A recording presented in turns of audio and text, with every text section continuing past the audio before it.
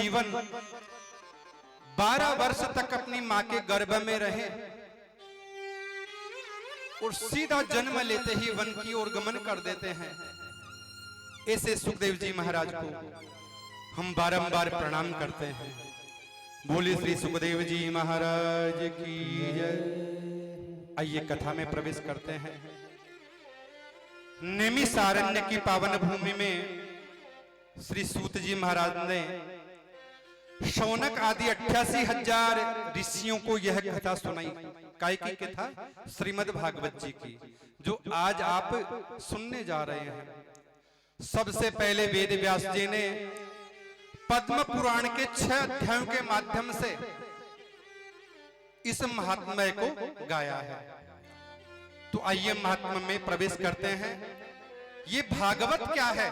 कई लोग कहते हैं कि महाराज इतना बड़ा आयोजन, लेकिन यह भागवत है क्या चीज? पहले इसके बारे में हमारे को ज्ञान होना चाहिए। भगवता प्रोक्तम भागवतम, जो भगवान की वाणी से प्रकट हुआ है और जिससे आप सुनने जा रहे हैं वो ही भागवत है। ये साक्षात भगवान के द्वारा गाई हुई ग्रंथ है और उस ग्रंथ को आप सुनने जा रहे हैं, यही भागवत बतलाई गई है। जब भगवान सृष्टि की रचना कर रहे थे तो भगवान ने सर्वप्रथम ब्रह्मा जी महाराज को चतुश्लोकी भागवत के माध्यम से ब्रह्मा जी महाराज को इसका ज्ञान करवाया। फिर ब्रह्मा जी महाराज अपने नारद जी को इस भागवत जी का ज्ञान प्रदान किया। नारद जी महाराज ने वेद व्यास जी महाराज को प्रदान की और वेद व्यास जी महाराज ने सुखदेव जी महाराज को प्रदान की और फिर सुखदेव जी महाराज के द्वारा पूरी जनता जनार्दन को इस मृत्यु लोक में हमारे को सुलभ हो गई। तो कितनी बड़ी कृपा है भगवान की, हम इस मृत्यु लोक के ऊपर इसे सुनने जा रहे हैं। ये साक्षात भगवान का चरणामृत है। देखिए, का पान किया होगा। चरणामृत दूध, दही, घृत, घी, मधु और शर्करा, चीनी, इन 5 चीजों के द्वारा बनता है और भगवान को अर्पण करके फिर हम इसे ग्रहण करते हैं तो बड़ा स्वाद लगता है हमारे को पंचामृत। तो ये ठीक के द्वारा प्रदत्त है के द्वारा, फिर वेद ये ब्रह्मा जी महाराज के द्वारा, फिर नारद जी के द्वारा, फिर वेद व्यास जी के द्वारा और फिर सुखदेव जी के द्वारा। तो 5 जिनका इनमें मुख से वो वाणी से प्रकट हो गई, तो ये तो साक्षात अमृत है, पंचामृत है भगवान का। तो एक जगह नहीं, कई जगह और भी अगर जगह हो रही हो तो अपने इन कानों को दोना बना करके, कहते हैं महाराज कानों के दोने कैसे बनाएं, कैसे पिए कथा को? कथा का जो पान होता है वो होता है, कोई इसमें गुठली या कोई और चीज होती तो हम इसको निकाल करके छोड़ देते, लेकिन सब ग्रहण करने योग्य है। भागवत जी में एक शब्द भी ऐसा नहीं है जिसको हम छोड़ने लायक कोई चीज है ही नहीं। तो इसका तो पूरा का पूरा पान होना चाहिए। आइए हम भी अपने मन को नैमिषारण्य की उस पावन भूमि में लेकर के चलते हैं जहां सूत जी महाराज शौनक आदि 88 ऋषियों को यह कथा श्रवण करवाने जा रहे हैं। बोलिए नैमिषारण्य। नैमिषारण्य की पावन भूमि में श्री सूत जी महाराज, जो आयु में उम्र में छोटे हैं, ऐसे सूत जी महाराज व्यासपीठ पर सुशोभित हो रहे हैं। देखिए, कोई आयु में बड़ा होता है, कोई ज्ञान के अंदर बड़ा होता है, कोई रुपए पैसे में बड़ा होता है, लेकिन सूत जी महाराज उम्र उनकी कम है, लेकिन इनके पास में ज्ञान का अथाह भंडार है। तो यहां पर जैसे ये व्यासपीठ लगी है तो सूत जी महाराज भी वहां पर विराजमान है और जैसे आप कथा श्रवण कर रहे हैं, सुन रहे हैं, उसी प्रकार से 88,000 ऋषि, शौनकादि ऋषि इस कथा को बड़े प्रेम से श्रवण कर रहे हैं, क्योंकि कथामृत रसा स्वाद है कुशल है, भगवान की कथामृत पान करने में कुशल है। शौनक जी भी बड़े विद्वान हैं, जो सुनने वाले हैं वो भी बड़े विद्वान हैं। लेकिन अगर किसी के पास में ज्ञान लेना हो तो जो अपने कितने भी ज्ञानी हैं, लेकिन वहां पर अनभिज्ञ होकर के हमारे को जाना चाहिए। आप जानते हैं कि खाली बर्तन होता है मटका, अगर मटका खाली है तो उसके अंदर पानी भरा जा सकता है, और वो पहले से ही अगर फुल है, भरा हुआ है, तो उसके अंदर जल और नहीं डाल सकते। ठीक उसी प्रकार से हम खूब ज्ञानी हैं। मैंने तो पहले ही कह दिया भाई, मैं कुछ भी नहीं जानता। आप खूब ज्ञानी हैं, कथा खूब सुन चुके हैं, लेकिन फिर भी यहां पर अनभिज्ञ होकर के बैठिए। अगर आप में अगर अहम है कि महाराज ने ये बात नहीं बताई, वो बात नहीं बताई, तो आप कथा का पान बिल्कुल भी नहीं कर पाएंगे। लेकिन ठाकुर जी की कृपा है, जो मेरे को गुरु के द्वारा मिली है, वो पूरी विधिवत आपको निश्चित रूप से सुनाऊंगा, और ठाकुर जी की इच्छा के ऊपर फिर सब कुछ निर्भर करता है। तो शौनक जी महाराज एकदम अनभिज्ञ होकर कुछ भी नहीं जानते हैं, और वो सूत जी महाराज से निवेदन कर रहे हैं, अज्ञान ध्वांत विद्वंस को समाप्रभाः सूताख्यायि कथा सारं मम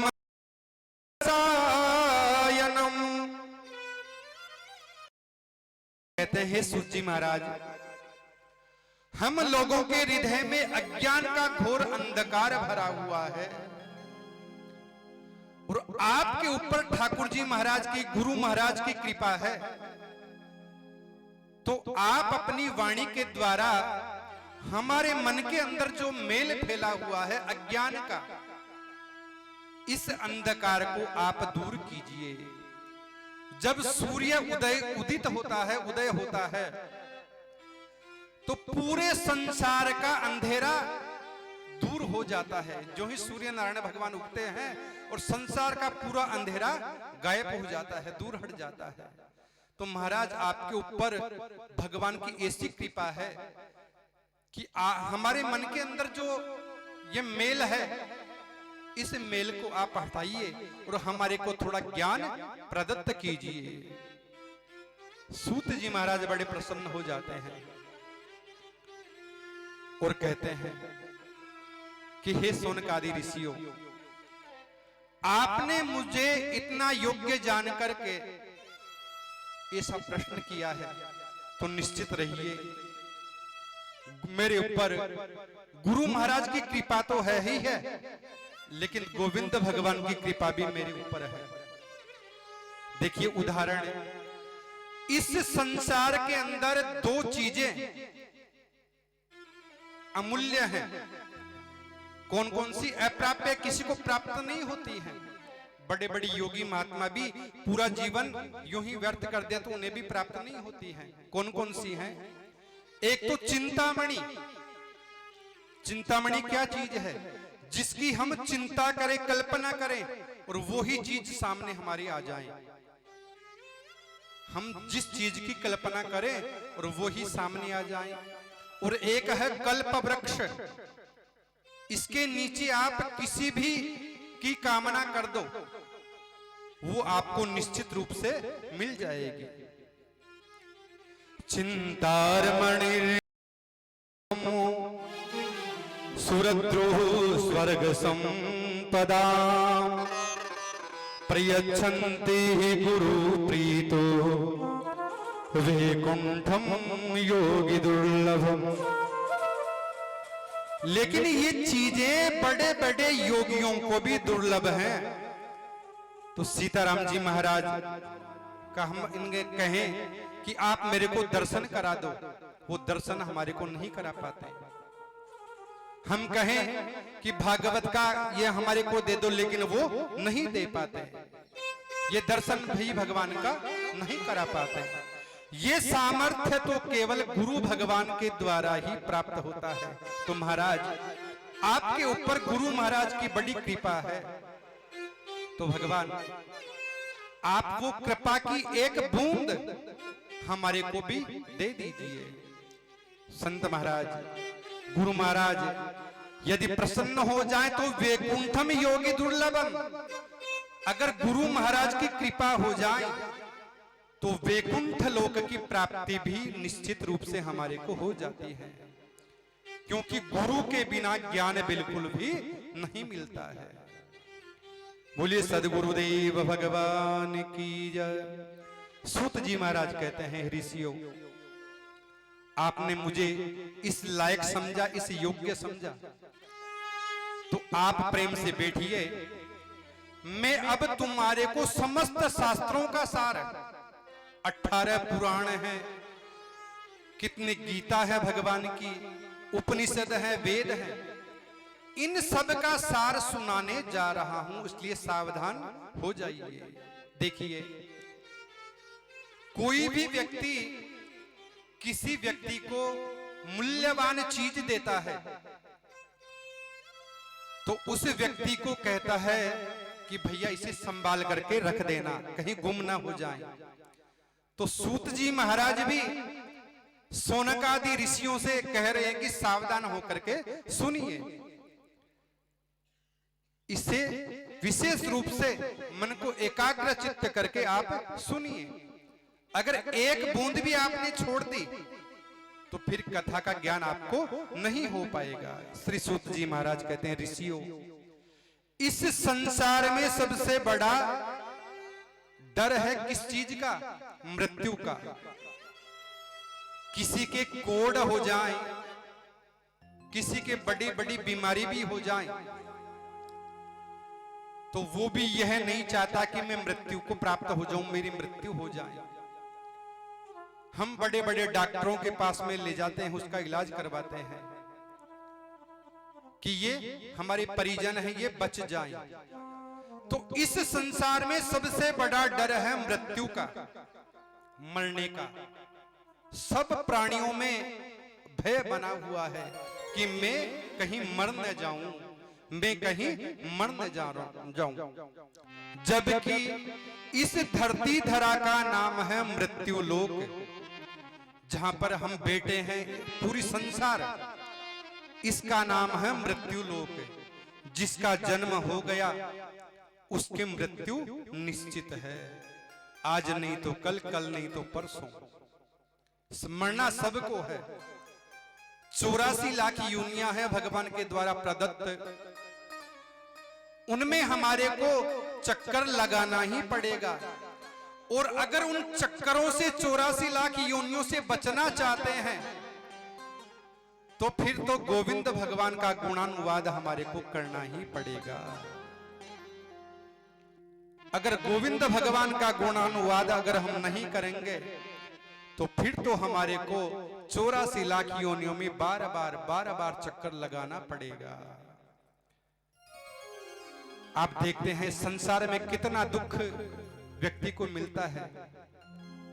रात दिन भगता रहता है, इतने रुपए पैसे कमा लिए, आज वो कर लिया, आज वो कर लिया, लेकिन सुखी बिल्कुल भी नहीं है।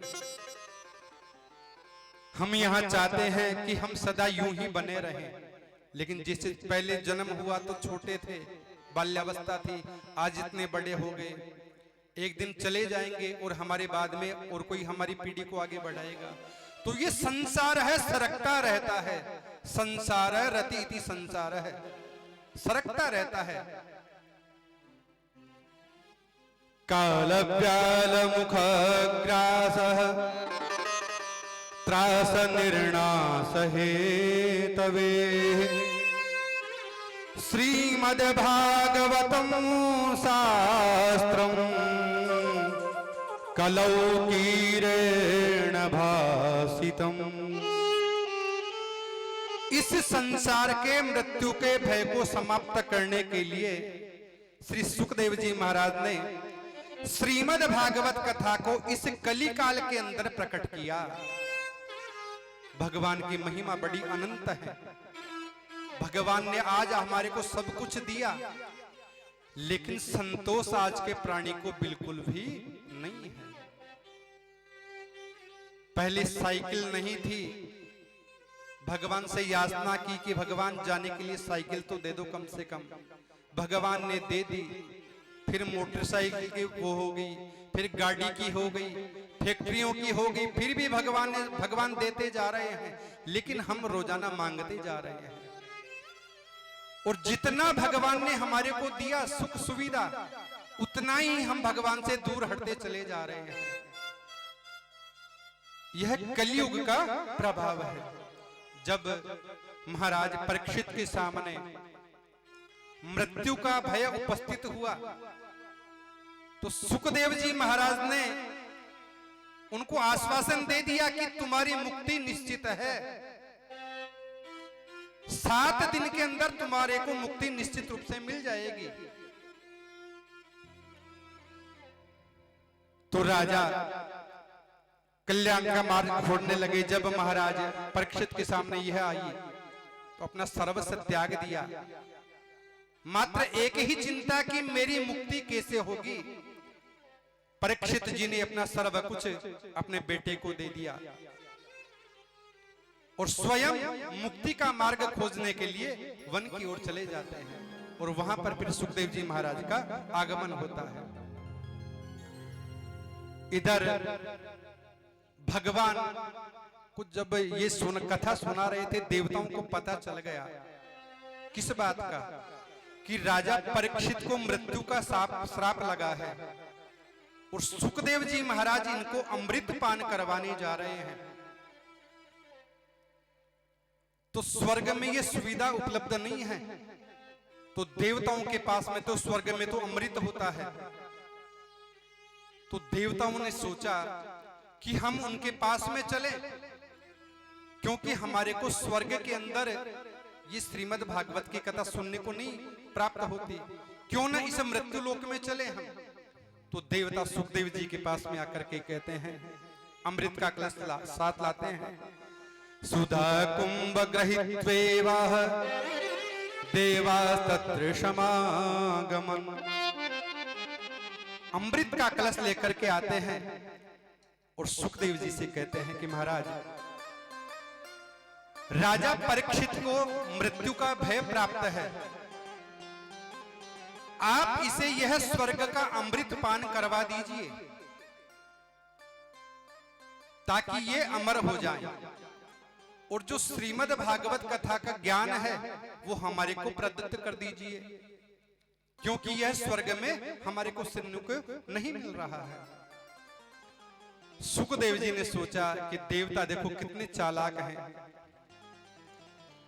कहां ये कांच का टुकड़ा और कहां ये मणि, मैं अदले बदले में इसे आपको कैसे दे सकता हूं।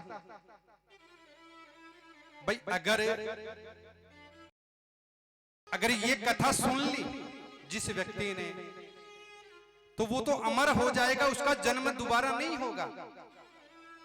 लेकिन अमृत का पान पीने के करने के बाद में स्वर्ग तो चला गया, लेकिन जो ही हमारे पुण्य पूरे हो जाते हैं पुनः इस मृत्यु लोक में आना पड़ेगा, और फिर आएंगे, फिर माता के पेट से हमारे को जन्मना होगा। पुनरपि जन्ममो पुनरनि जठरे शयनम। पुनरपि जन्मम पुनरपि मरणम पुनरपि जननी जठरे शयनम।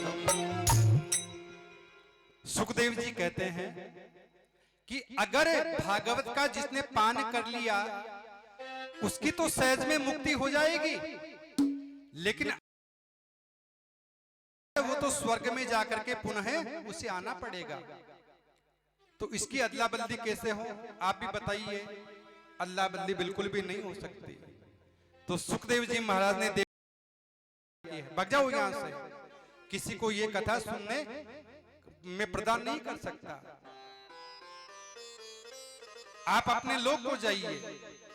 अब देवताओं ने सोचा कि देखो भगवान की कैसी माया है, देवता यहाँ पर मनुष्यों को सुनने को मिल रही है और हम देवता बनकर के स्वर्गलोक में गए, फिर भी हमारे को भगवान की कथा सुनने को नहीं मिल रही। जब सुखदेव जी के पास में गए तो हमारे को डांट करके भगा रहेंगे। तो देवता ब्रह्मा जी महाराज के पास में आ गए, प्रणाम करके कहा महाराज ये कैसा अनर्थ होने जा रहा है। ब्रह्मा जी ने पूछा क्या बात हो गई। तब देवताओं ने बताया कि महाराज मृत्यु लोक के ऊपर इन मनुष्यों को भागवत की कथा सुनने को प्राप्त हो रही है, भागवत कथा अमृत उन्हें पिलाया जा रहा है। हम वहां पर सुनने गए अमृत कलश लेकर के, लेकिन सुखदेव जी ने हमारे को भगा दिया वहां से कि भाग जाओ यहां से। तो हमारे को क्या करना चाहिए। तब ब्रह्मा जी ने कहा कि पहले इस बात की परीक्षा तो करें कि 7 दिन की कथा सुनने से राजा परीक्षित का क्या हाल होता है, इसका परिणाम तो देखें। भाई परिणाम अगर अच्छा है तो हम भी सुनेंगे, और अगर परिणाम ही वैसा का वैसा है तो फिर क्यों उनसे जाकर के कहें। तो पहले इस परिणाम को देखना चाहिए कि कथा सुनने से क्या लाभ प्राप्त होता है। जब 7 दिन की कथा हुई और राजा परीक्षित को मोक्ष प्राप्त करते देखा देवताओं ने, ब्रह्मा जी महाराज ने, तो हक्के बक्के रह गए कि वाकई में श्रीमद् भागवत कथा ज्ञान है वो निश्चित रूप से मुक्ति प्रदान करता है। ब्रह्मा जी महाराज और देवता ने खूब प्रशंसा की। राजो मोक्षं तथा वीक्ष्य सुराधातापि विस्मिताः सत्यलोके तुलां बद्ध्वा तोलयत् यत् साधनान्यजः। ब्रह्मा जी महाराज ने कहा कि पहले इसकी परीक्षा तो करें कि इसके अंदर है क्या।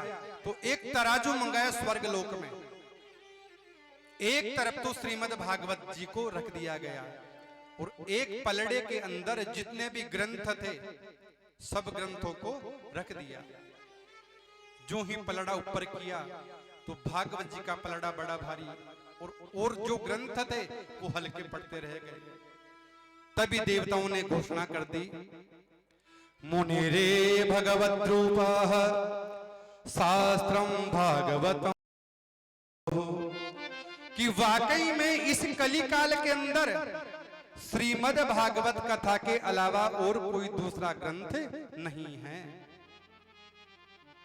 और जो ग्रंथ हैं वो सब हल्के हैं, बाकी की श्रीमद् भागवत कथा है वो सबसे बड़ी बतलाई गई है, क्योंकि इसके अंदर तो भगवान के द्वारा गाई हुई वाणी का गुणगान है भागवत जी में, और आप यह श्रवण करने के लिए जा रहे हैं।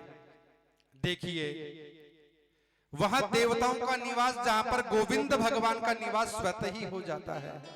तो गोविंद भगवान श्री हनुमान जी महाराज विराजमान हैं और गोविंद भगवान की साक्षी के अंदर आप यह कथा श्रवण कर रहे हैं। आध्यात्मिक दृष्टि से देखें, ब्रह्मा जी ने तो तराजू ले लिया और तोल दिया, लेकिन आप स्वयं भी अनुमान लगाना इस बात का कि भागवत कथा अमृत में अंतर क्या है, यह क्यों सुननी चाहिए। देखिए स्वर्ग का अमृत सबको सुलभ नहीं है। हम ये चाहें कि स्वर्ग का अमृत हमारे को में मिल जाएगा, हम भी पी लेंगे, सबको सुलभ नहीं है। हम इस धरती धरा पर अच्छे काम करके जाएंगे तब जाकर के वो हमारे को मिलेगा, और अमृत पान करके तो हमारे को यहाँ पर पुनः इस धरती पर आना पड़ेगा। लेकिन श्रीमद् भागवत की कथा जिस व्यक्ति ने सुन ली वो निश्चित रूप से मुक्त हो जाता है, उसको पुनः अपनी मां के पेट के द्वारा जन्म नहीं लेना पड़ता है। तो आप बताइए कि हमारे को स्वर्ग अमृत पीना है या मुक्ति पानी है? बताइए बताइए, कौन स्वर्ग का अमृत पीना चाहता है और कौन भगवान की इस कथा का रस का पान करना चाहता है? हाथ खड़े कीजिए, एक बार देखें। स्वर्ग में तो कौन जाना चाहता है और भगवान की कथा का कौन सुनना चाहता है? अमृत अगर पिया है तो वापस आना पड़ेगा, और जिसने इस कथा का पान कर लिया उसको दोबारा यहाँ पर धरती धरा पर नहीं आना पड़ता, उसकी मोक्ष स्वतः ही हो जाती है। यह है पहला अंतर। बोलिए गोविंद भगवान की जय। दूसरा अंतर हमारी दृष्टि के अंदर, भागवत अमृत पीने के लिए प्रमाण पत्र दिखाने की आवश्यकता नहीं है। यहाँ पर हमारे गेट के पास में कोई नहीं है कि आप ब्राह्मण हैं, आप क्षत्रिय हैं, आप वैश्य हैं या शूद्र हैं। यहां पर तो जो और बड़े आराम से इस कथा को पाओ, लेकिन स्वर्ग गए तो देवताओं को भी अमृत लेकर के आना पड़ा कथा के सुनने के बदले में। लेकिन हमारे पास ऐसा कोई नहीं है। बड़े प्रेम से आइए और भगवान की कथा को बड़े प्रेम से पाइए। यह हमारी दृष्टि में दूसरा अंतर। और स्वर्ग का अमृत पीने वाले के गले में भगवान एक माला डाल देते हैं। जो स्वर्ग में जाता है उनके गले के अंदर एक माला डाल दी जाती है। जो ही यह माला सूखती है, अर्थात हमारे जो पुण्य कर्म इकट्ठे किए, पुण्य कर्म करने के वशीभूत ही तो हम स्वर्ग में जाते हैं। और जो ही हमारे पुण्य पूरे होने लगते हैं तो जो गले के अंदर माला है, उस माला को देखकर वो जीव रोता है कि मुझे पुनः आना पड़ेगा इस धरती धरा पर। लेकिन जिसने भगवान की यह कथा सुन ली उसके तो आनंद ही आनंद है। तो मैं तो सभी से कहता हूं कि आप आज अकेले आए हैं, कल से आप एक को नहीं 5 को 7 और लेकर के आओ। क्योंकि हमारे महाराज कहते हैं कि बताने वाले को भी बड़ा धर्म होता है। एक को नहीं 10 को साथ लेकर के आइए। अगर आपकी वजह से अगर उसको लाभ हो रहा है तो निश्चित रूप से आपको उसका भी पुण्य प्राप्त होगा। स्वर्ग के अमृत में कंजूसी की पराकाष्ठा बिल्कुल भी नहीं है। जब समुद्र मंथन हुआ तो मंथन करते समय मात्र एक मटका लेकर के आए थे, अमृत कलश। कलश के अंदर एक एक बूंद भी पता नहीं मिली होगी कि नहीं मिली होगी, क्योंकि कितने देवी देवता हैं। एक एक बूंद भी अर्थात सूंघा होगा अमृत कलश को। लेकिन यहां पर तो कथा का जो पान है वो दोनों कानों के द्वारा आप ग्रहण कर लीजिए। कोई भी कंजूसी नहीं है यहाँ पर। कथा 4 घंटे 5 घंटे जब तक आप बैठे रहेंगे, भगवान का आशीर्वाद है 6-6 घंटे मैंने कथा की है। और 6 से भी ज्यादा अगर आप सुनना चाहेंगे तो बिल्कुल यह आपका दास आपको यह कथा श्रवण अवश्य कराएगा। लेकिन यहाँ पर तो पीने वाला होना चाहिए। अब आधे घंटा हुआ नहीं और कोई लघु शंका के लिए बाहर चला जाएगा, कोई बीड़ी पी करके आएगा, कोई क्या करके आएगा। बोले गोविंद भगवान की जय। कमाई ऐसी जो साथ जा सके, कर ले कमाई ऐसी जो साथ जा सके। मुश्किल पड़े जो राह में, मुश्किल पड़े जो राह में, वो काम आ सके। कर ले कमाई ऐसी जो साथ जा सके, कर ले कमाई ऐसी जो साथ जा सके।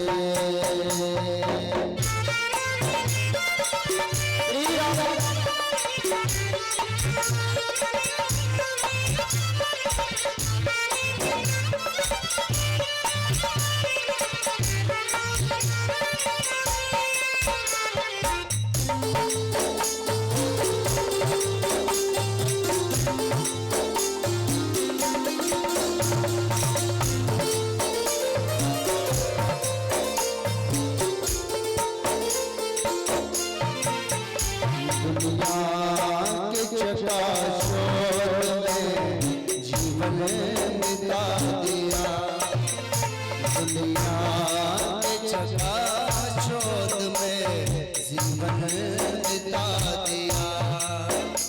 अनमोल रतन हीरा जो ही गमा दिया, अनमोल रतन हीरा योगी गवा दिया। लेकिन प्यारे मानव वही है जो इसका, मानव वही है जो इसका फायदा उठा सके, कर ले कमाई ऐसी जो साथ जा सके, कर ले कमाई ऐसी जो साथ जा सके।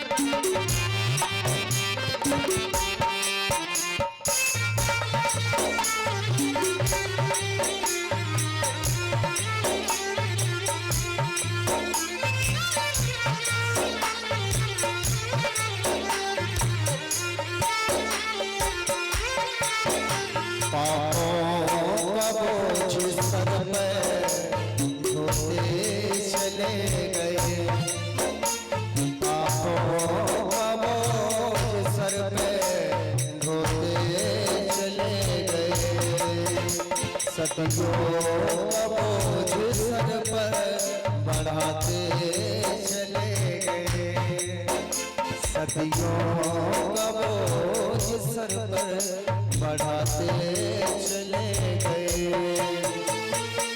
लेकिन कभी न धर्म को, लेकिन कभी न धर्म को अपना बना सके, कर ले कमाई ऐसी जो साथ जा सके, कर ले कमाई ऐसी जो साथ जा सके। मानव वही है जो उसका, मानव वही है जो उसका फायदा उठा सके, कर ले कमाई ऐसी जो साथ जा सके, कर ले कमाई ऐसी जो साथ जा सके। आइए सभी का दोनों हाथ जोड़ के मस्ती मेरे साथ, दोनों हाथ जोड़ के जय राधे राधे राधे गोविंद राधे, जय राधे राधे राधे गोविंद राधे गोपाल राधे, गोविंद राधे गोपाल राधे, गोविंद राधे गोपाल राधे, गोविंद राधे गोपाल राधे, जय राधे राधे राधे गोविंद राधे,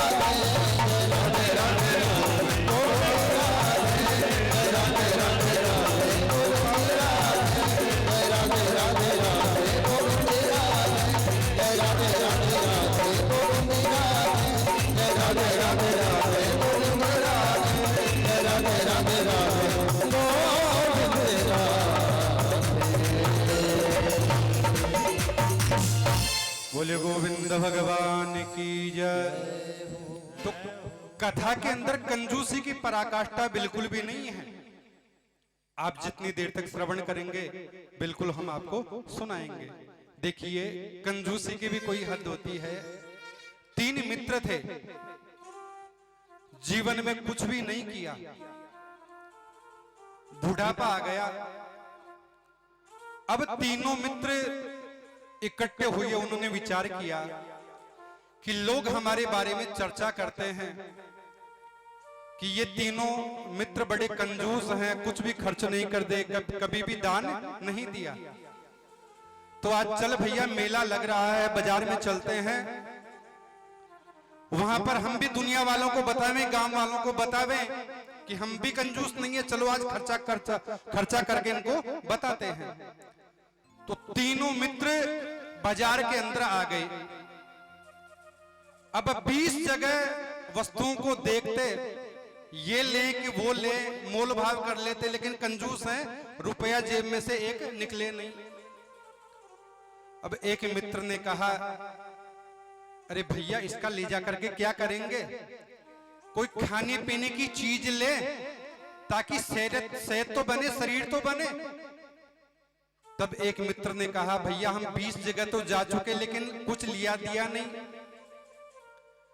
तब दूसरे मित्र ने कहा कि चल 250 ग्राम घी ले लेते हैं, इस घी को खाएंगे तो कम से कम सेहत तो बनेगी, शरीर तो बनेगा। तो तीनों मित्र 250 ग्राम अर्थात पाव पाव घी लेकर के अपने घर आ जाते हैं। और जब 2 महीने हुए तो वो पुनः मिलते हैं, राम राम करते हैं, एक दूसरे मित्र से पूछते रहे, मित्र उस घी की क्या हुआ, उस घी का क्या हालचाल है, कैसे पूरा किया। तीनों कंजूस हैं। देखिए, पहले मित्र ने कहा कि करे क्या, खर्चा तो खूब करवा दिया तूने, लेकिन मेरी वो तो सरकार से इसको काम में लिया है। दूसरे ने कहा, तूने कैसे लिया। तो पहले वाले मित्र ने कहा, भैया हम तो पहली वाली रोटी चुपड़ लेते हैं और फिर पूरी परिवार की रोटी बन जाती है, तो जो लास्ट की अंतिम रोटी होती है उसको चुपड़ लेते हैं और पूरी रोटियों को ही चुपड़ी हुई मान लेते हैं। तो भैया अपना से मुझ से घी चल रहा है। दूसरे ने कहा, अरे ऐसे घी खर्च करते हैं कि इस जमाने में। बोला, तू कैसे करता है। तो उसने कहा कि भैया हमारी जब पूरी रोटियां बन जाती हैं तो हमने एक सुरई ले रखी है, सुरई मानी ताकू जिसको हम बोलते हैं हमारी भाषा में, उसको घी के अंदर सलाई को डुबो लेते हैं और रोटियों के अंदर नीचे से आर पार कर देते हैं और भैया पूरी रोटी चुपड़ी हुई मान लेते हैं हम तो।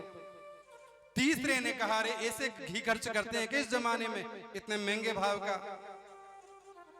तो उसने पूछा कि भैया तू कैसे खर्च करता है ये तो बता। तो तीसरे मित्र ने बताया कि भैया जिस दिन हम घी लेकर के आए थे, तुरंत ला करके एक कांच के बर्तन में डाल दिया उस घी को। जब भी रोटी बनाते हैं उस बोतल को ही घुमा लेते हैं और पूरी रोटियों को ही चुपड़ी हुई मान लेते हैं। तो यह है कंजूस की प्रवृत्ति। लेकिन इस कथा में कंजूस नाम का कोई शब्द ही नहीं है। बोलिए गोविंद भगवान की जय। ऋषियों ने सूत जी महाराज से पूछा कि महाराज इस भागवत जी की कथा को 7 दिन के अंदर ही क्यों सुनते हैं। ना ही तो कोई 8वां दिन, ना ही कोई 6ठा दिन, ना ही कोई 15 दिन, ये 7 दिन में सुनने की प्रथा कहां से है, इसके बारे में आप हमारे को बताइए। तब सूत जी महाराज बड़े प्रेम से शौनक आदि ऋषियों को बताते हैं। एकदाम ही विशालाया चत्वार ऋषयो मलाः सत्संगार्थं समायाता दद्रसुस्तत्र नारदम।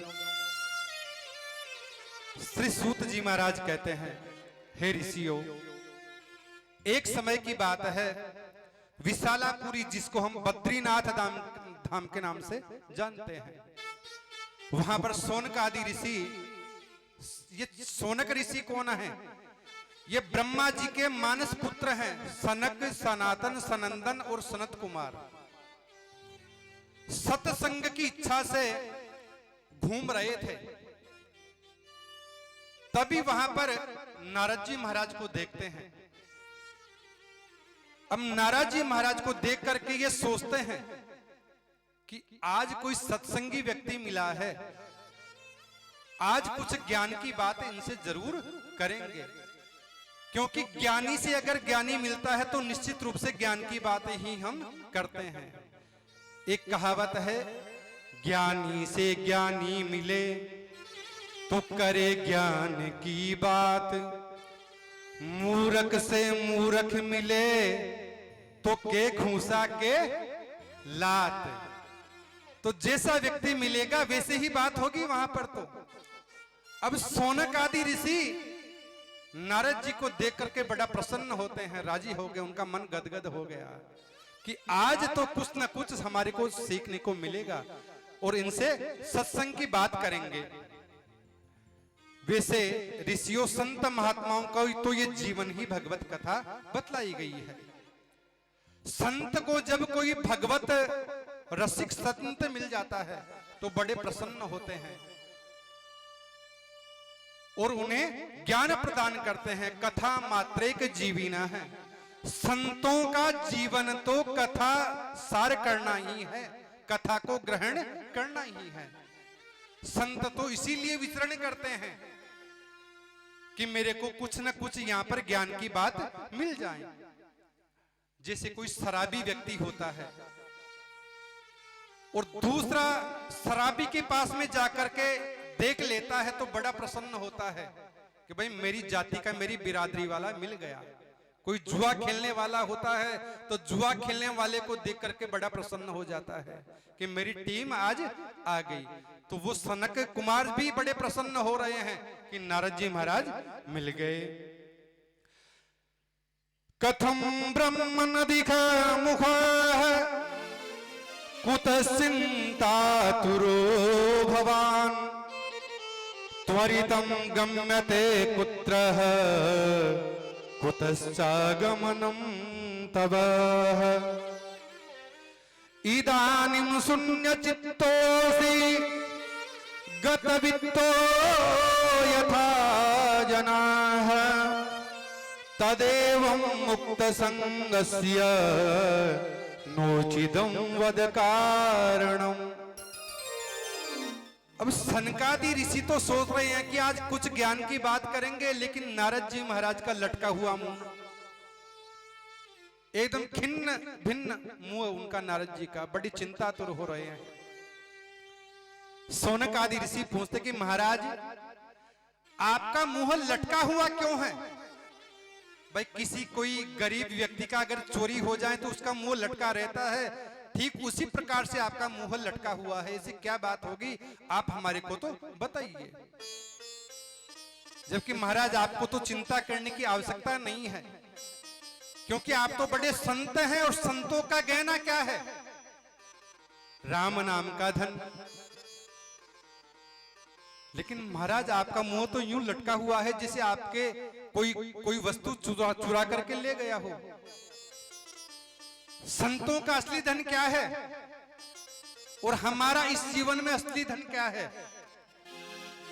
गोविंद मेरो है, गोपाल मेरो है, गोविंद मेरो है, गोपाल मेरो है, श्री राम बिहारी नंदलाल मेरो है, श्री के बिहारी नंदलाल मेरो है, श्री राम बिहारी नंदलाल मेरो है, श्री राम बिहारी नंदलाल मेरो है, गोविंद मेरो है, गोपाल मेरो है, गोविंद मेरो है, गोपाल मेरो है, श्री राम बिहारी नंदलाल मेरो है, श्री के बिहारी नंदलाल मेरो है, श्री राम बिहारी नंदलाल मेरो है, श्री के बिहारी नंदलाल मेरो है, गोविंद मेरो है, गोपाल मेरो है, गोविंद मेरो है, गोपाल मेरो है।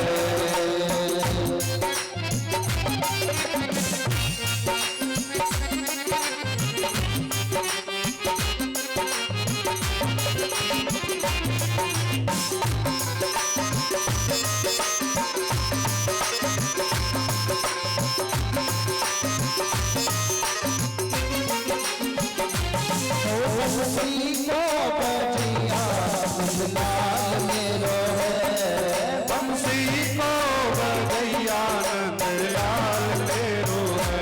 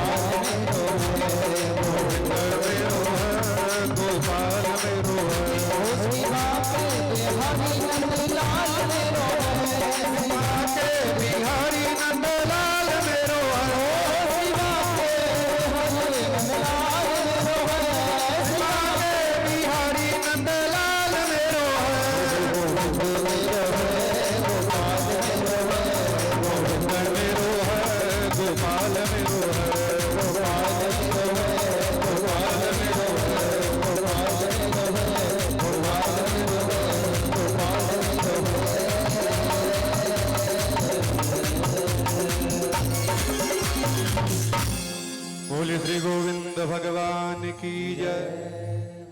नारद जी महाराज अपने चारों अग्रजों को प्रणाम करते हैं और कहते हैं, भैया हो, मेरी जो समस्या है आप उसका समाधान कीजिए। तब सनकादि ऋषि कहते हैं, आप तो बड़े संत हैं, आपको इसी को कौन सी समस्या सता रही है, चिंता परेशान कर रही है आपको, आप हमारे को बताइए। तब नारद जी कहते हैं, पुष्करम च प्रयागम च काशीं गोदावरी तथा हरिक्षेत्रम कुरुक्षेत्रम श्रीरंगम सेतुबंधनम। तब नारद जी महाराज अपनी समस्या बता रहे हैं कि भैया, मैं संपूर्ण जगह पर घूमा कि इस जगह मेरे को शांति मिलेगी, लेकिन शांति कहीं पर भी नहीं मिल रही है। मैं तीर्थों के ऊपर भी गया, वहां पर मेरे को शांति नहीं मिली। संतों के आश्रमों के ऊपर भी मैं गया, लेकिन वहां पर भी मेरे को शांति नहीं मिली। निरता पाखंड है, निरता संत है। नारद जी महाराज कहते हैं कि भैया हो, क्या बतावे, संत भी आज इतने पाखंड हो गए हैं।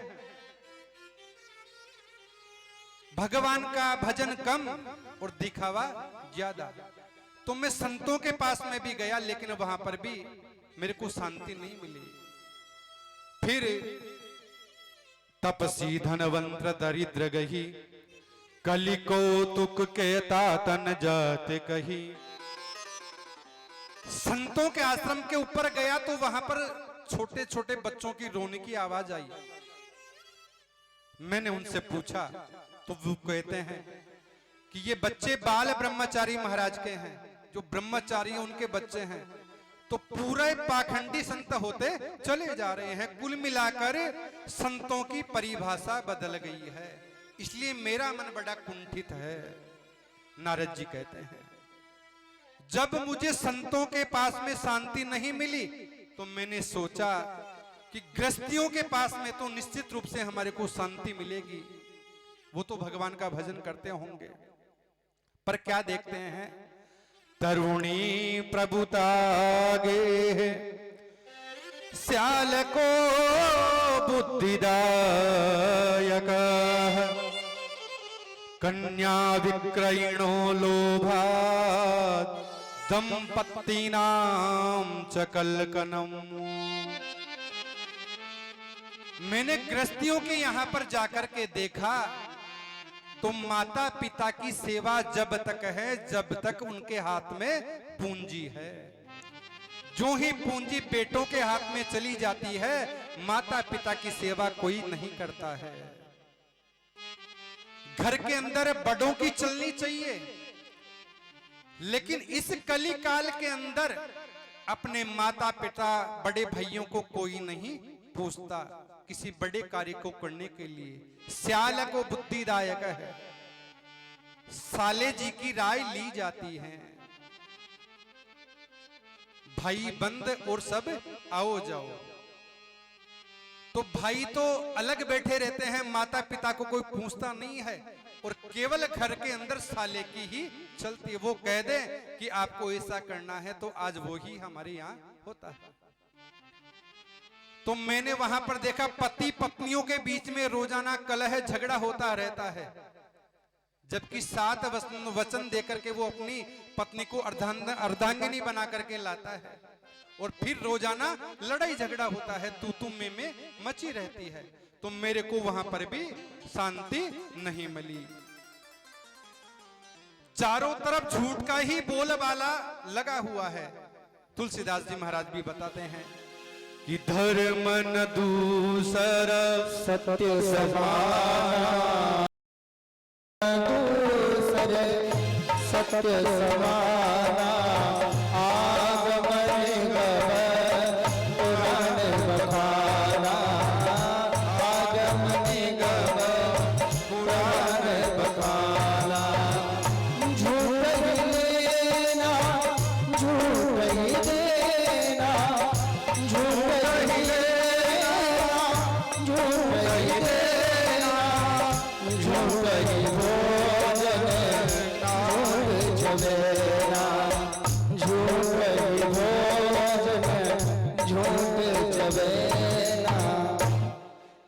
संसार के अंदर सत्य के बराबर कोई धर्म नहीं है और झूठ के बराबर कोई बड़ा, इससे बढ़कर कोई पाप भी नहीं है।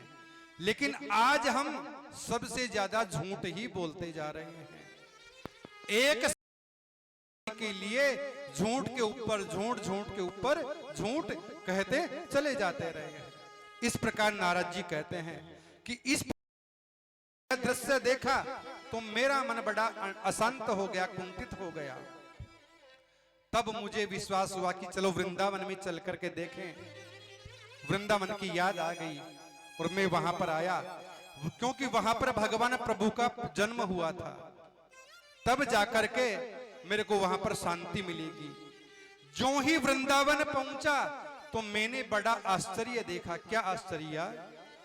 तस्ताश्चर्य मया दृष्टम मुनीश्वरा। शौनक आदि ऋषि कहते कि महाराज आपने क्या देखा ऐसा जो आप अचंभित रह गए? तब नारद जी बताते हैं, तरुणी तत्र निस्नग्नाखिन मानसाः। नारद जी एक अद्भुत दृश्य देखा कि एक औरत अपने गोद में 2 बच्चों को लिए हुए रो रही है, रुदन कर रही है। और उनके पास में जो औरतें हैं वो कोई हवा कर रही है, कोई और कुछ उसकी सेवा में लगी रही है। तब मैंने सोचा कि इसको क्या दुख है, इसके पास में जाकर के पूछूं कि तेरे को क्या दुख है। लेकिन हिम्मत नहीं हुई कि औरतों के बीच में जाकर के अगर पूछूंगा तो कभी ये मेरे को ये न कह दे कि आपको महाराज क्या मतलब है। तो जो ही मैं घूमने लगा उधर से, तो उस महिला ने मेरे को आवाज लगाई। क्या? देखिए, विरक्त महात्माओं का संत तो कभी समूह में जाते ही नहीं है। जो विरक्त होता है संत महात्मा, और जहां पर ज्यादा महिलाएं इकट्ठी होती हैं वो वहां पर नहीं जाते हैं, या दूर से ही कोई काम करवा लेते हैं। नारद जी ने सोचा कि अगर बीच में चला गया तो मेरा अपमान कर देगी, तो तुरंत जाने लगे। तो उस महिला ने रोका। भो भो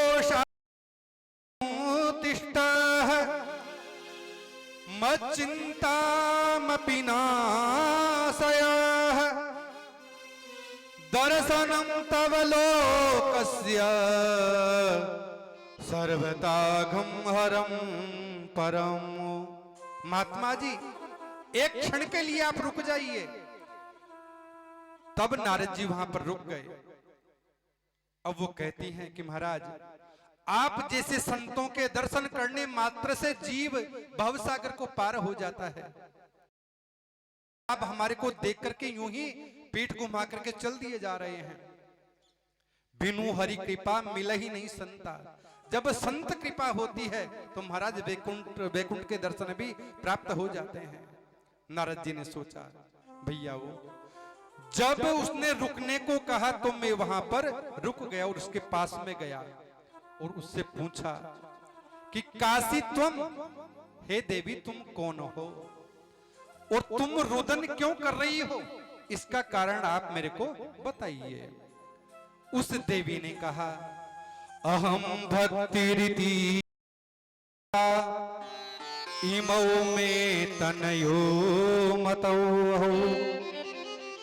ज्ञान वैराग्य मानव काल योगे नजर जरो। कि मुझे इस जगत में भक्ति के नाम से जाना जाता है। इमो में तनयो मतऊ, ये 2 मेरी गोदी में हैं, ये मेरे बच्चे हैं, पुत्र हैं। और उन्होंने पूछा कि आप रुदन क्यों कर रही हो? तो वो अपना परिचय बता रही हैं कि काल योगे ने जर्जरो, कली काल की वजह से ये बुढ़े हो गए हैं, वृद्ध अवस्था में आ गए हैं। देखिए, बड़े आश्चर्य की बात है। मैया तो लगती है 16 वर्ष की और बेटे हैं 80, 85, 90 वर्ष की उम्र के। आश्चर्य की बात है कि नहीं है? जबकि माता बुढ़ी होने चाहिए, बेटों को जवान होना चाहिए। लेकिन वहां पर उल्टी बात है, बेटे तो हैं बुढ़े और माँ एकदम जवान है। तो नारद जी महाराज देख करके अचंभित हो गए। देवी जी अपना परिचय बताती हैं कि मेरा जन्म दक्षिणी भारत में हुआ, कर्नाटक देश के अंदर में पली बड़ी हुई और महाराष्ट्र आदि प्रांतों के अंदर मेरा खूब सत्कार भी हुआ, तो कहीं पर मेरा तिरस्कार भी हुआ। इसलिए मुझे छोड़ करके पुनः वहां पर आना पड़ा। और जैसे ही वृंदावन के अंदर मेरे को प्रवेश मिला तो मैं नव यौवना हो गई, अर्थात जवान हो गई। पर यह न जाने मेरे दोनों पुत्र कैसे बुढ़े हो गए। ऐसी इसकी अगर बनी रही तो मैं भी इस वृंदावन को छोड़ करके विदेशों में चली जाऊंगी। विदेशो इदम स्थानम परित्यज्य कहते मयाह। अगर मेरे बच्चे यूं ही बुढ़े बने रहे तो मैं भी इस वृंदावन को छोड़ करके अन्य देशों के अंदर चली जाऊंगी। नारद जी कहते हैं, नारद जी ने तुरंत भगवान का ध्यान लगाया और पूरी स्थिति को जान लिया कि इनके बच्चे बुढ़े क्यों हैं, इसका क्या कारण है। नारद जी कहते हैं, मां आपको कहीं पर जाने की आवश्यकता नहीं है। मैं आपको वचन दिलाता हूं कि आपके जो बच्चे हैं ये नव यौवन अवश्य होंगे। नारद जी महाराज ने कह दिया, इस कली काल के अंदर बुद्धिमान मनुष्य वही है जो समय समय पर भगवान का भजन करता रहे, क्योंकि कलयुग की उम्र है 4,32,000 वर्ष की। कलयुग की उम्र है 4,32,000 वर्ष की। और अभी तो प्रथम चरण इसका चल रहा है। हम संकल्प में बोलते हैं कलयुगे कली प्रथम चरण, प्रथम चरण चल रहा है अभी तो 1,08,000। और इनमें से अभी तो 53 वर्ष पूरे हुए हैं। कली काल तो अब आएगा आगे चल करके पूरा। और आज अगर किसी को भजन करने के लिए कहें तो महाराज कहते हैं समय भी नहीं मिल पाता है। तो नारद जी कहते हैं, मां धन्य ये वृंदावन जो इस कली काल में भी आपका इतना भजन तो हो रहा है।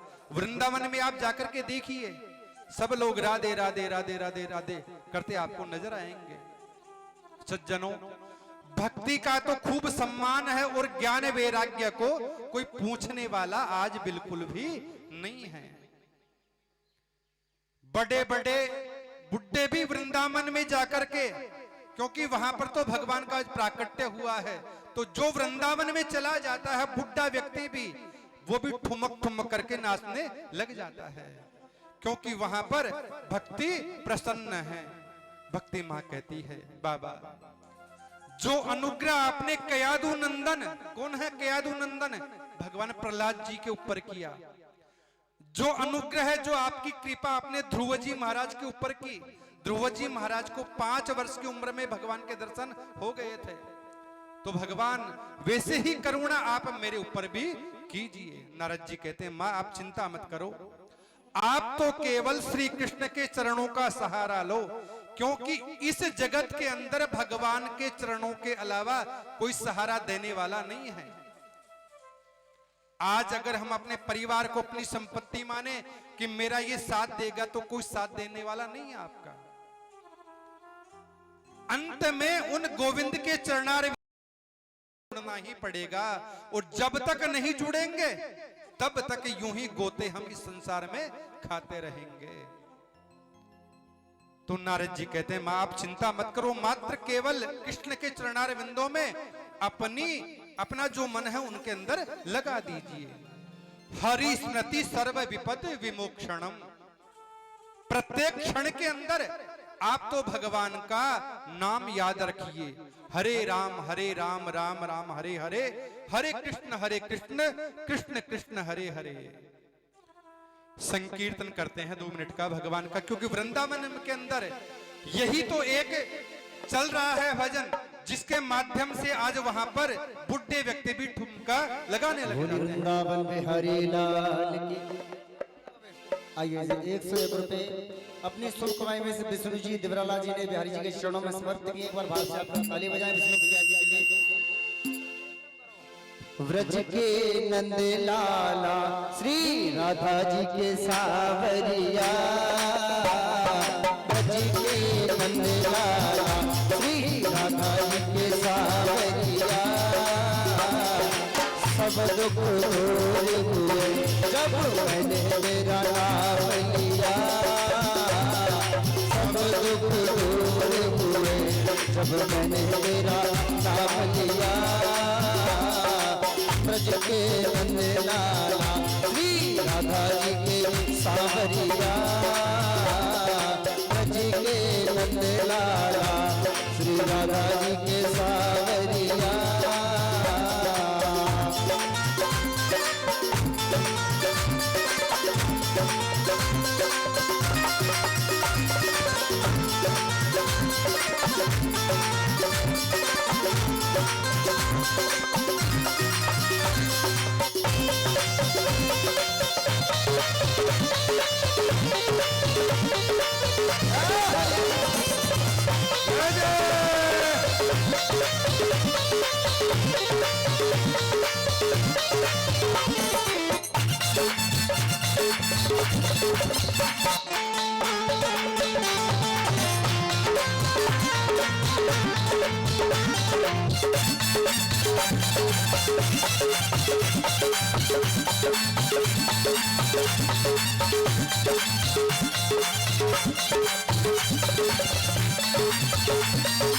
मीरा पुकार तुझे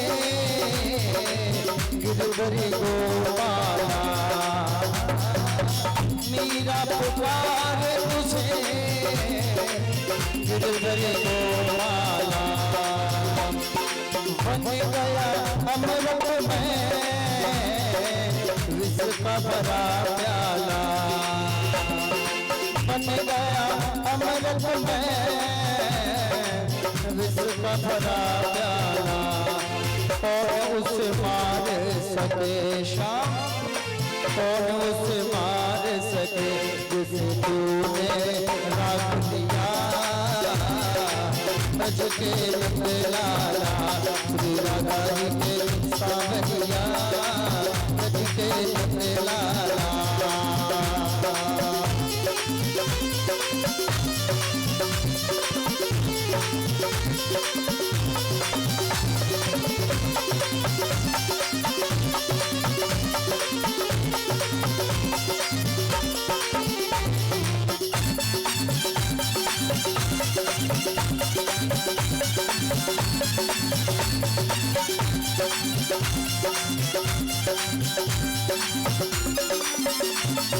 जब तेरे गोल में आई विपदा हमारी, जब तेरे गोल में आई विपदा हमारी, एक इशारे पे सारी विपदा कारी, एक इशारे पे सारी विपदा कारी। श्याम मुड़ गया गोवर्धन जिसे तूने छोड़ दिया, जी के नंद लाला श्री राधा जी के सावरिया, ब्रज के नंद लाला श्री राधे।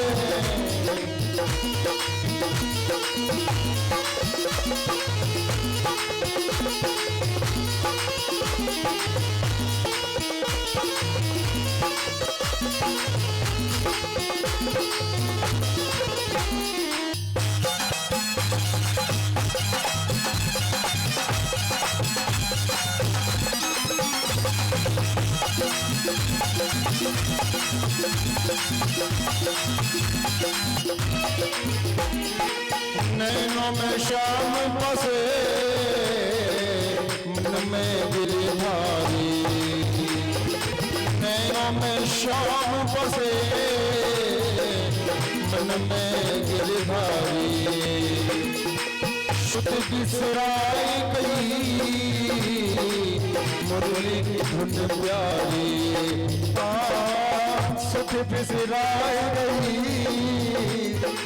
मुरली की धुन प्यारी ओ मन के मनोबन में श्याम मन के मनोबन में रास रचाओ रसिया नदी के नंदलाला श्री नगारी सावरिया सब दुख दूर हुए जब मैंने तेरा नाम लिया नदी के नंदलाला श्री नगारी के सावरिया नदी के नंदलाला श्री नगारी के सावरिया नदी के नंदलाला श्री नगारी के सावरिया नदी के नंदलाला श्री नगारी के सावरिया नदी के नंदलाला। बोले भक्ति महाराज की जय। महाराज ने भक्ति माता को आश्वासन दे दिया कि मां आप चिंता मत करो, इनका बुढ़ापा निश्चित रूप से दूर होगा। तो नारद जी महाराज प्रयास करने लगे, उनके कानों के अंदर गीता पाठ वेद पुराण सुनाने लगे, लेकिन इनको सुनने से कुछ तो हिले और पुनः मूर्छित हो जाते, पूर्ण रूप से वो खड़े नहीं हो रहे हैं। फिर सुनाने लगते, फिर वो मूर्छा खा करके गिर जाते हैं। नारद जी महाराज लेकिन असफल रहे। लेकिन तभी उसी समय एक आकाशवाणी हुई, व्योमवान भुवन यतामिति उद्यमः सफलस्तेयं भविष्यति न संशयः। आकाशवाणी ने कहा कि नारद जी आपका परिश्रम बेकार नहीं जाएगा, लेकिन थोड़ा सा आप परिश्रम और कीजिए, आपको सफलता अवश्य मिलेगी। अब नारद जी महाराज ने सोचा कि इनको वेद सुना दिए, पुराण सुना दी, गीता जी सुना दी, और फिर अब सत्कर्म कौन सा बाकी रह गया। आकाशवाणी ने कहा कि सत्कर्म करो, लेकिन अब सत्कर्म ये कोई बताया नहीं कि सत्कर्म किसे कहते हैं, वो आपको काम करना है। तो महाराज उस सत्कर्म की खोज में मैं चारों तरफ घूम रहा हूं। तब सोनक आदि ऋषि मुस्कुराए और कहने लगे, भैया नारद जी, जो बात आपने हमसे पूछी कि सत्कर्म क्या है, किसे कहते हैं, और आप इतनी छोटी सी बात के लिए इतने परेशान हो रहे हैं, आप इस चिंता को त्याग दीजिए। आपकी जो समस्या थी उसका समाधान मानो हो चुका है। सोनकादि कहते हैं, श्रीमद् भागवत लापह सतु गीत है सुक्तादि भी। हे नारद जी महाराज, जिस सत्कर्म की खोज के अंदर आप निकले हैं वह सत्कर्म है श्रीमद् भागवत कथा। आप कथा के रूप में गाइए इसे। निश्चित रूप से मैं कहता हूं, उन जो बेटे हैं ज्ञान और वैराग्य, उनका बुढ़ापा निश्चित रूप से दूर हट जाएगा। नारद जी महाराज को विश्वास नहीं हुआ कि मैंने उनको गीता पाठ सुना दिया, वेद सुना दी, पुराण सुना दी, लेकिन उनका बुढ़ापा हटा नहीं, तो मैं कैसे विश्वास करूं कि श्रीमद् भागवत के कथा सुनने से उनका बुढ़ापा है वो दूर हट जाएगा, चला जाएगा। तब चारों भाई नारद जी महाराज को समझाते हैं, नारद जी, जो व्यक्ति आम का फल खाता है, कोई भी मान लो, अगर वो यह सोचे कि आम का फल कितना मीठा है, रस आता उसमें, तो ये जो आम का पेड़ है ये तो पता नहीं फल से भी ज्यादा मीठा होगा, और वो आम को छोड़ करके पेड़ के वो खाने लगे तो क्या होगा, दांत टूटेंगे उस व्यक्ति के, स्वाद भी नहीं आएगा। तो जो स्वाद जो फल में है, तो महाराज आप हमारा विश्वास कीजिए, जिस प्रकार से दूध के कण कण के अंदर घी विद्यमान है, मक्खन, लेकिन वो किसे दिखता नहीं है। तो नारद जी महाराज आप विश्वास कीजिए, ये जो श्रीमद् भागवत है, इस कथा के श्रवण मात्र से ज्ञान वैराग्य का जो बुढ़ापा है वो निश्चित रूप से दूर हो जाएगा और यौवन अवस्था को निश्चित रूप से प्राप्त होंगे। तीसरा उदाहरण बता देते हैं कि गन्ने के रस से देखिए शक्कर बनाई जाती है, चीनी। अब चीनी से अगर हम कोई काम में लेते हैं, चाय में या कोई मिठाई बनाने के काम में, अगर उसकी जगह हम ये सोचे कि चीनी बनती है गन्ने से, तो अगर गन्ना गुड़ उसमें डालें तो मिठाई हमारी नहीं बनेगी, चाय भी नहीं बनेगी। तो नारद जी महाराज आप हमारी बात के ऊपर विश्वास कीजिए। नारद जी कहते हैं महात्माओं, अब मेरे समझ में आ गई, जब तक संत की कोई कृपा नहीं होती है तब तक कोई चीज समझ में बिल्कुल भी नहीं आती है। लेकिन आपने मेरे को बताया तो अब मेरे बात एकदम समझ में आ गई। भाग्योदयेन बहुजितेन सकलभते पुरुषो यदा वे अज्ञान हेतु वदान्धकारम् यही ततोदयते विवेकः। नारद जी कहते हैं महाराज, इस जन्म में नहीं, जब जन्म जन्मों के पुण्य उदय होते हैं, उदित होते हैं, तब जाकर के आप जैसे संत महात्माओं का दर्शन हमारे को प्राप्त होता है। बिनु सतसंग विवेक न होई, राम कृपा बिनु सुलभन सोई। जब तक भगवान की कृपा नहीं होती है, यह जीव भगवान के ध्यान में, भगवान के भजनों में, भगवान की कथाओं में जा ही नहीं पाता है। आज से 7वें दिन तक ये कथा ज्ञान यज्ञ चल रहा है। आप 7 दिन के कथा सुनने के लिए आ गए, पर अगर गोविंद की कृपा अगर नहीं है तो एक क्षण भी कथा आप ग्रहण नहीं कर पाएंगे। अगर आपको कथा सुननी है तो अपने मन को तो एकाग्र निश्चित रूप से आपको करना ही पड़ेगा। अगर मन को एकाग्र नहीं किया, यहाँ पर 5 घंटे बैठ करके चले गए तो कोई फर्क वाली बात नहीं है। आप रोजाना बैठते हैं, घर पर बैठ लिया करो। लेकिन यहाँ पर आए हैं तो मेरा पुनः निवेदन है कि अपने मन की इस तार को गोविंद के चरणारविंदों में लगाइए। हरे राम राम राम हरे हरे, हरे कृष्ण कृष्ण कृष्ण हरे हरे। तब नारद जी महाराज को पक्का विश्वास हो गया कि निश्चित रूप से भागवत कथा के ज्ञान यज्ञ से ज्ञान वैराग्य का जो बुढ़ापा है वो निश्चित रूप से दूर हो जाएगा। अब नारद जी ने कहा कि महाराज हम कथा कहां पर करें? हम कथा करने के लिए जगह चाहिए। सोनकादि ऋषि उन्हें जगह बताते हैं कि आप हरिद्वार के वहां पर हम कथा करते हैं, चलिए। सोन सनकादि ऋषि और नारद जी महाराज हरिद्वार आते हैं। देखिए, कथा तो बद्री विशाल में भी हो सकती थी। पहले बद्री विशाल यानी कि बद्रीनाथ धाम कौन जाता था? जो अपने समस्त कार्यों से निवृत्त हो जाता था, अर्थात वहां पर वापस आने की किसी को उम्मीद नहीं होती थी। आजकल तो पर्यटक का वो हो गया, वहां पर सभी लोग पिकनिक मनाने जाने लग गए वहां पर। लेकिन पहले वो ही जाते थे वहां पर ताकि उनका पता नहीं आना हो कि ना हो, भगवान के चंडार विंदों में विलीन हो जाते थे। तो कथा तो वहां पर भी हो सकती थी। पहले बहुत कम लोग जाते थे, कथा उस समय की है। ये भी हरिद्वार के अंदर सभी आते हैं, तो इन दोनों जगह के बीच के अंदर इस कथा को कहने के लिए जगह बना लेते हैं कि हरिद्वार वाले भी आ जाएंगे और बद्रीनाथ जो जाते हैं वो भी आ जाएंगे। तो इसलिए हरिद्वार में कथा का आयोजन रखा गया। नारद जी महाराज गंगा जी की पावन मिट्टी से व्यासपीठ बनाते हैं और सनकादि ऋषि उस पर विराजमान होते हैं और नारद जी महाराज श्रवण करने के लिए बैठ जाते हैं।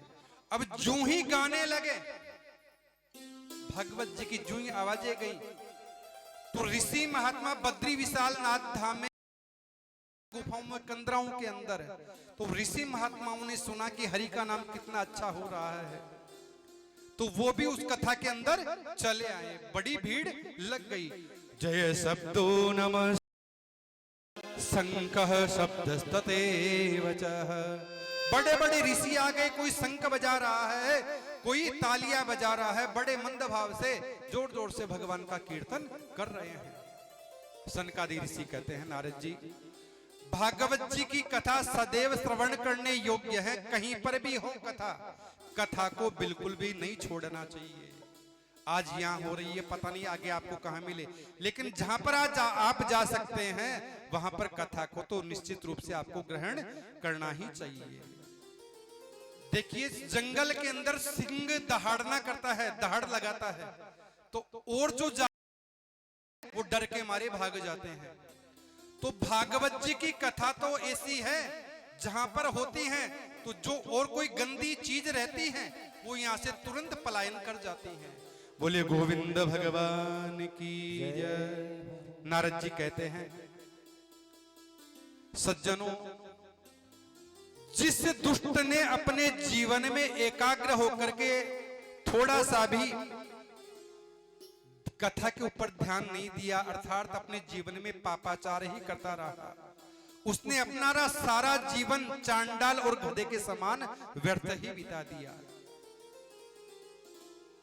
तब ऐसे व्यक्ति का जन्म अपनी जननी यानी कि माँ के पेट में कीड़ी के समान है, यानी कि माँ को पीड़ा देने के लिए हुआ है। कौन?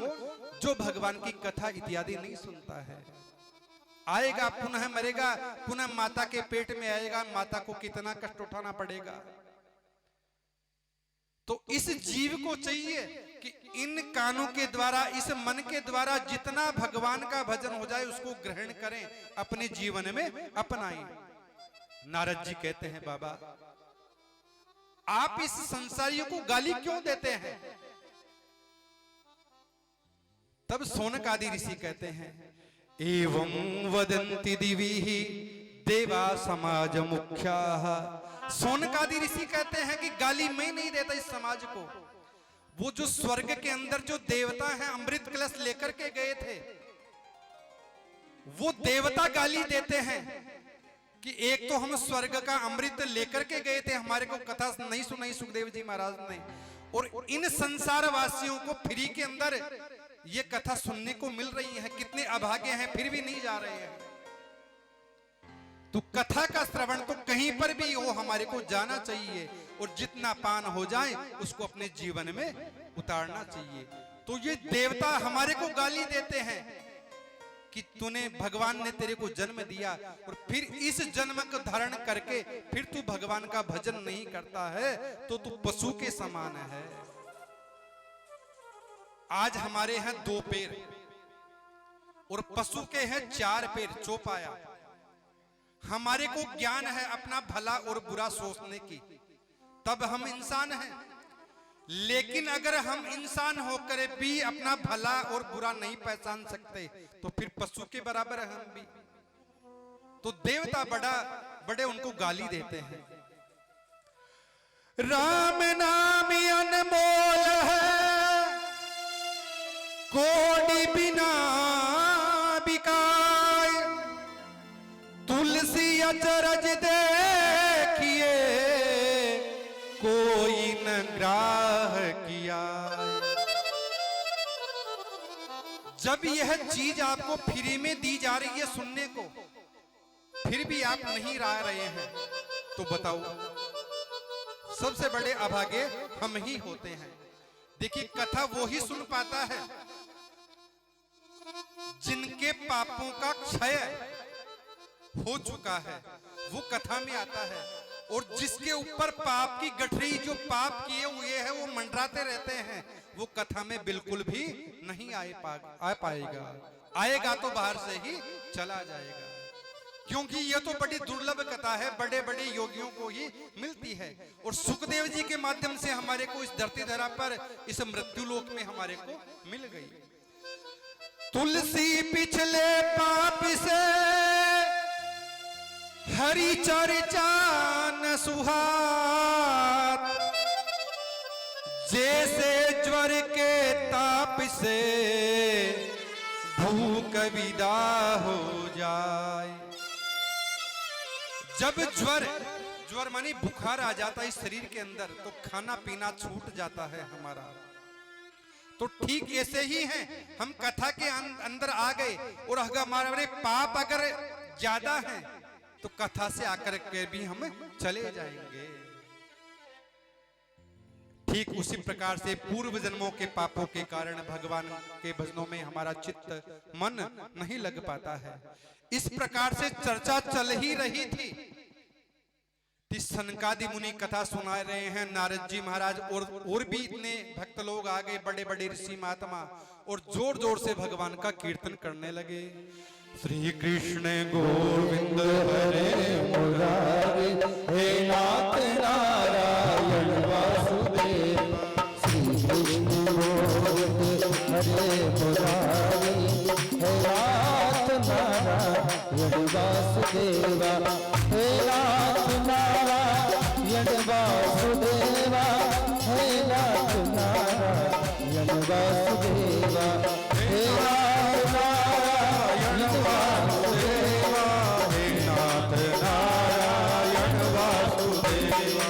श्री कृष्ण गोविंद हरे मुरारी हे नाथ नारायण वासुदेवा। हे नाथ नारायण वासुदेवा। हे नाथ नारायण वासुदेवा।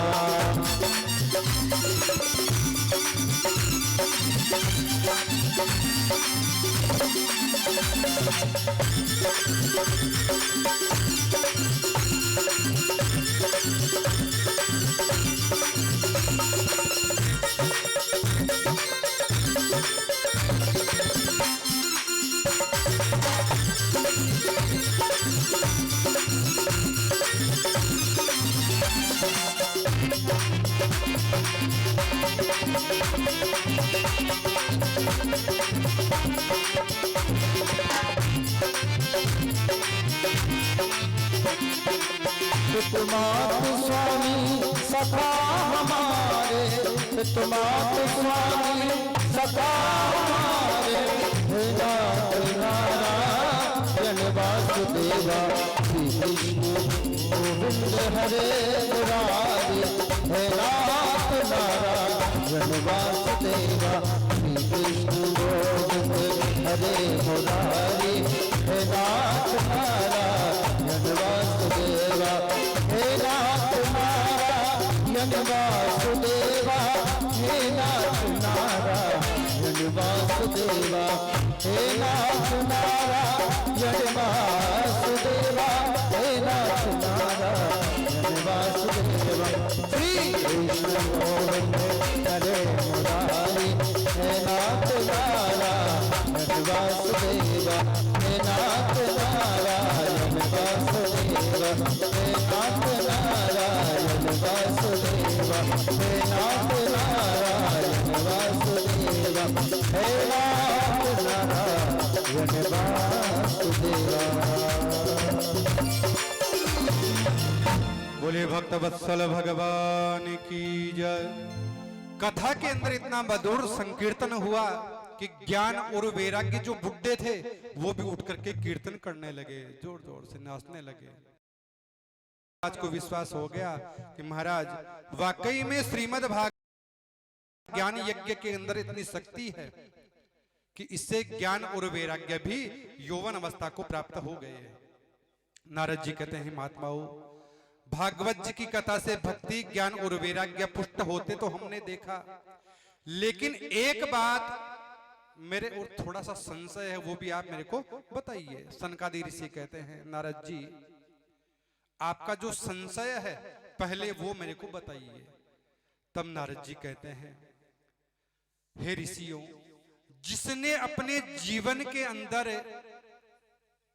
या ऐसे कौन कौन से पापी हैं, अपने जीवन में इतने कौन से पाप कर लिए जिससे वह तर सकते हैं। तब सोनक आदि ऋषि कहते हैं, ये मानवा पाप कृत सदा विमार्गता क्रोधादिदग्ना कुटिलास्य कामिनः सप्ताह यज्ञेन कलो पुनन्ति ते। सोनक आदि नारद जी महाराज, हम तो यह कहते हैं, जिस जीव ने, जिस मनुष्य ने जन्म से लेकर मृत्यु पर्यंत जीवन के अंदर कोई भी अच्छा काम नहीं किया, काम नहीं किया, ऐसा व्यक्ति भी भागवत जी की कथा को सुने तो वो भी तर जाता है। भूत प्रेत बनकर के जो कहीं पर छिपा हो पहले से भी, अगर वो भी इस कथा को सुने तो उसको भी निश्चित रूप से मुक्ति मिल जाती है। सत्ये नहीं ना पितृमात्र दूषित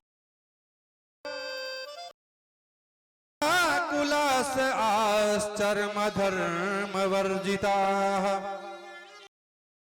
अंबिका मत्सरिणोपि हिंसका सप्जेन कलो।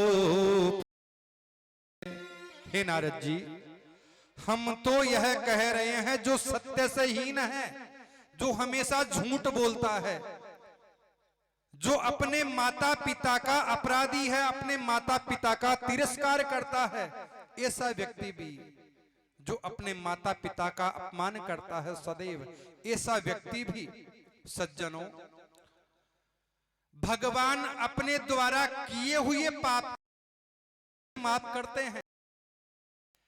लेकिन जो कोई व्यक्ति अपने माता पिता का अपमान करता है उस जीव को भगवान कभी भी माफ नहीं करते हैं।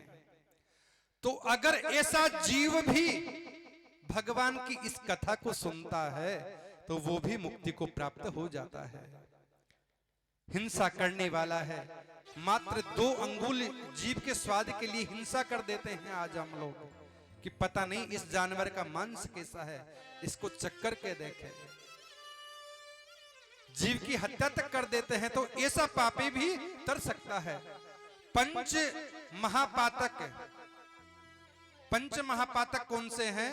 मदिरापान, जो हमेशा शराब का सेवन करते हैं, ब्राह्मण की हत्या करते हैं, सोने की जो चोरी करते हैं,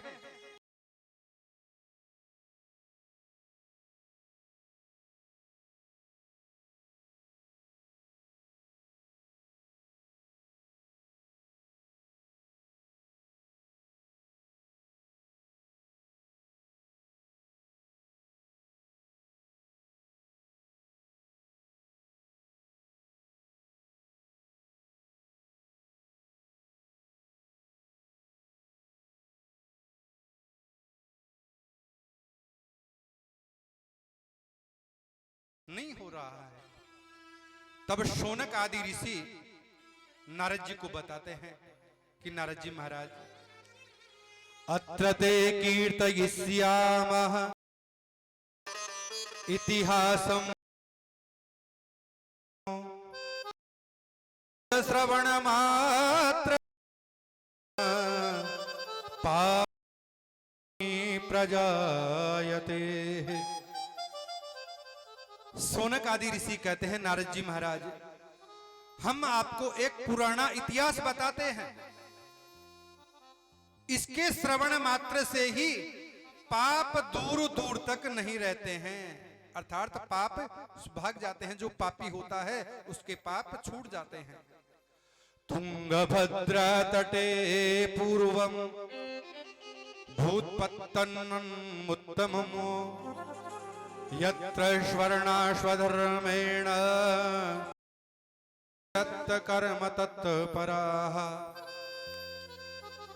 शौनक आदि ऋषि बताते हैं कि नारद जी, तुंगभद्रा नदी के किनारे एक पवित्र आत्मा वाले ब्राह्मण रहते थे जिनका नाम है आत्मदेव जी महाराज। आत्मदेव अपनी आत्मा का बोध हो गया हो, वो ही आत्मदेव है।